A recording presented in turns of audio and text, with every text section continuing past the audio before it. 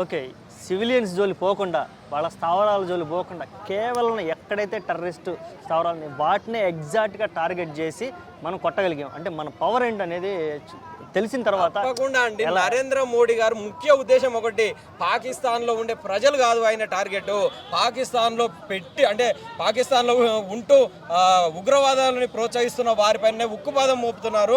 అదేవిధంగా ప్రపంచ దేశాలు కూడా ఉగ్రవాదులను మాత్రమే హతమార్చాలని కేవలం ఒక నిర్దేశ లక్ష్యంతో రిఫేల్ యుద్ధ విమానాలను వదిలి కేవలం అక్కడ ఉన్న ఉగ్రవాద స్థావరాలను, ఈ ఉగ్రవాదులను మాత్రమే హతమార్చడం జరిగింది. అక్కడ ఉన్న పేద ప్రజల ముస్లింలను కూడా ఎవరిని కూడా ఎక్కడ టచ్ చేయలేదు. అంటే నరేంద్ర మోడీ గారికి వాళ్ళ పైన ఉన్న ప్రజల పైన ఉన్న చిత్తశుద్ధి ఈ యొక్క దెబ్బకు అర్థమైంది. ఇప్పటికైనా పాక్ ప్రజలు మారి ఆ ప్రభుత్వానికి, ఆ ఆర్మీకి బుద్ధి చెప్పాల్సిన అవసరం కూడా ఉంది పాకిస్తానీల పైన కూడా. ఎందుకనంటే లేదంటే మీ దేశం శ్మశానాల దిబ్బగా మారబోతుంది, మీ దేశం మ్యాప్లోనే లేకుండా పోతుంది. కాబట్టి మిమ్మల్ని మీరు రక్షించుకోవాలనుకుంటే ఫస్ట్ మీరు మీ గవర్నమెంట్ పైన, మీ ఆర్మీ పైన మీరు యుద్ధం చేయాల్సిన అవసరం కూడా ఉంది ఈ సందర్భంగా. ఎంత జరిగినా మళ్ళీ పాకిస్తాన్ ఆర్మీ నుంచి ఒక ఆఫీసరు ఒక ఇంటర్వ్యూ ఇస్తా రీసెంట్గా జస్ట్ అవర్స్ బ్యాక్ మా దగ్గర అసలు టెర్రరిజమే లేదన్నాడు.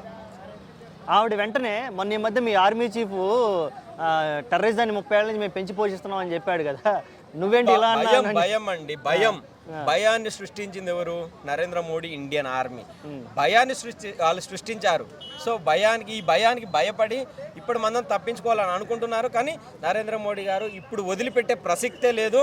ఇప్పుడు కాదండి, మళ్ళీ గత 100 సంవత్సరాలు భారత్ వైపు ఎవడన్నా చూడాలనుకుంటే ఇది ఓసుకుంటే పరిస్థితిని క్రియేట్ చేశారు నరేంద్ర మోడీ గారు.